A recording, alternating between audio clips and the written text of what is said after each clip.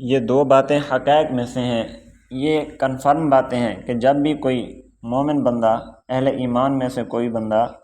کوئی دین کا کام کرتا ہے یا ایمان کے اندر داخل ہوتا ہے، کفر سے اسلام کے اندر داخل ہوتا ہے، تو اس پر آزمائشیں تو آتی ہیں، کیونکہ اللہ رب العزت نے یہ بات واضح فرما دی، وَلَقَدْ فَتَنَّا الَّذِينَ مِن قَبْلِهِمْ فَلَيَعْلَمَنَّ اللَّهُ الَّذِينَ صَدَقُوا وَلَيَعْلَمَنَّ اللَّهُ الْكَاذِبِينَ۔ الف لام میم احسب الناس ان یترکوا ان یقولوا آمنا وهم لا یفتنون، کہ لوگوں کو کیا ہو گیا کہ انہوں نے یہ کیا خیال بنا لیا ہے کہ ایمان لے آئے مگر آزمائے نہیں جائیں گے۔ ہرگز ایسا نہیں، آزمایا جائے گا ان کو، ہم نے ان سے پہلے لوگوں کو بھی آزمایا، ان کو بھی آزمائیں گے۔ تو جب بندہ ایمان کے اندر داخل ہوتا ہے، مومن بنتا ہے، مسلمان بنتا ہے، تو اس کو آزمائش ہوتی ہیں۔ پھر جب دین کا کام کرتا ہے ایک قدم آگے بڑھا کر، تو پھر بھی آزمائش آتی ہیں۔ تو آزمائش تو آتی ہیں، لیکن ایک دوسری حقیقت بھی ہے، وہ یہ ہے کہ آزمائش کے بعد اللہ کی طرف سے مومن بندے پر مدد بھی نازل ہوتی ہے۔ آخرت میں تو مدد ہوگی، بدلہ ہوگا،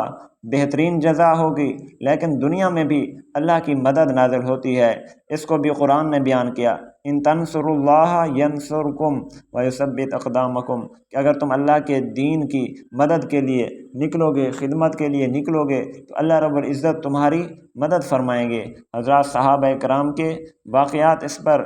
دلالت کرتے ہیں، دلائل ہیں ان کے، کہ جب بھی انہوں نے دین کا کام کیا یا دین کو اختیار کیا تو آزمائشیں بھی آئیں، لیکن پھر مدد بھی اتنا نازل ہوئی کہ حضرات صحابہ کرام پر ایک وقت ایسا بھی آیا کہ سونے کے، چاندی کے ڈھیر لگ گئے، اور اتنے بڑے ڈھیر مال غنیمت کے طور پر ان کو ملے کہ ان کے پیچھے سے آدمی بیٹھ کر چھپ سکتا تھا، ایک آدمی بیٹھ کر چھپ سکتا تھا۔ اتنا ڈھیر سونے چاندی کے، اتنے رقبے، اتنے زمینیں، اتنے باغات اللہ رب العزت نے حضرات صحابہ کرام کو جہاد کی برکت سے مال غنیمت کے طور پر عطا فرمائی۔ یہ دو حقائق ہیں جن پر میں نے دلیلیں دی ہیں۔ اب مسلمانوں کی چونکہ قربانی آزمائش کے طور پر ہوتی رہتی ہے ہر دور میں، کسی بھی نبی کو ماننے والا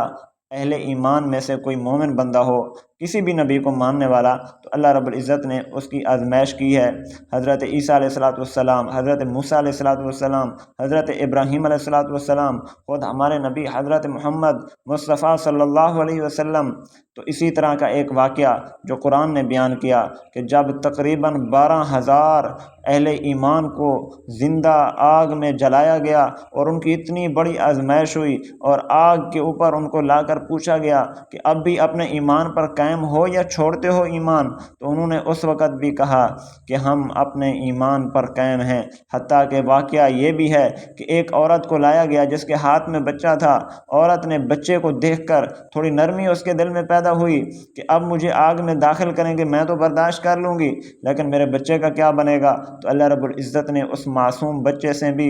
یہ بلوایا کہ اے میری امی جان، آگے ہمیں جنت نظر آ رہی ہے، ہم نے جنت میں جانا ہے، یہ آگ جو زہری آگ ہے لیکن حقیقت میں جنت ہے، آپ ثابت قدم رہیے، کوئی بات نہیں ہے، ہم نے اللہ کی طرف جانا ہے۔ تو اس طرح کے واقعات تفسیر میں ملتے ہیں اور خود قرآن پاک میں ملتے ہیں کہ اللہ رب العزت نے سورۃ البروج کے اندر مسلمانوں کی یہ قربانی والا واقعہ بیان فرمایا ہے کہ وَالسَّمَاءِ ذَاتِ الْبُرُوجِ وَالْيَوْمِ الْمَوْعُودِ وَشَاهِدٍ وَمَشْهُودٍ، اللہ رب العزت نے آسمان کی قسم اٹھا کر اور جمعہ کے دن کی قسم اٹھا کر، یوم عرفہ کی قسم اٹھا کر اللہ رب العزت نے یہ بیان کیا ہے قربانی والا واقعہ کہ جب ایک حضرت عیسیٰ علیہ السلام کے دور میں یمن کے اندر ایک کاہن رہتا تھا، تو کاہن جو ہے اس نے یہ پروگرام بنایا، جب اس کی وفات قریب آئی تو اس نے بادشاہ وقت سے کہا کہ مجھے ایک ذہین لڑکا دے دیں، میں اپنی کہانت والا علم اس کو سکھا دوں تاکہ میں جو فوت ہو جاؤں تو وہ لڑکا آپ کے کام آئے۔ تو بادشاہ نے ایک ذہین لڑکا تجویز کیا۔ اب وہ لڑکا روزانہ اس کے پاس جاتا تھا اس سے کہانت سیکھنے کے لیے۔ تو راستے میں اس لڑکے کی ملاقات ایک راہب سے ہو گئی جو کہ حضرت عیسیٰ علیہ السلام کے دین کے مطابق مسلمان تھا، حضرت عیسیٰ علیہ السلام کے دین کو سچا ماننے والا تھا اور عبادت گزار تھا۔ تو لڑکا بجائے اس کاہن سے متاثر ہونے کے، وہ متاثر ہو گیا اس راہب بزرگ سے، چونکہ وہ ایک مخلص مسلمان تھا، تو لڑکا اس سے متاثر ہوا اور اس کے پاس جانے لگ گیا۔ تو بادشاہ وقت کو جب پتہ چلا کہ یہ تو مسلمان ہو گیا ہے تو اس نے اس کو ایمان چھوڑنے کا کہا، اسلام چھوڑنے کا کہا۔ تو اس مقصد کے لیے اس نے لڑکے کی آزمائش کی، تو لڑکے نے ایمان کو نہیں چھوڑا اور پھر اس راہب کو بھی انہوں نے قتل کیا۔ تو لڑکے کو جب قتل کرنے کے لیے لے کر جانے لگے تو کچھ لوگ اس کو پہاڑ پر لے کر جائے کہ پہاڑ سے گرائیں گے، تو جو لے کر گئے جو لوگ وہ خود تو گر گئے، لڑکا محفوظ رہ گیا۔ کچھ لوگ اس کو سمندر کی طرف لے کر گئے کہ سمندر میں اس کو ڈال کر غرق کر دیں، لیکن جو لے کر گئے وہ تو غرق ہو گئے، لڑکا محفوظ رہ گیا۔ تو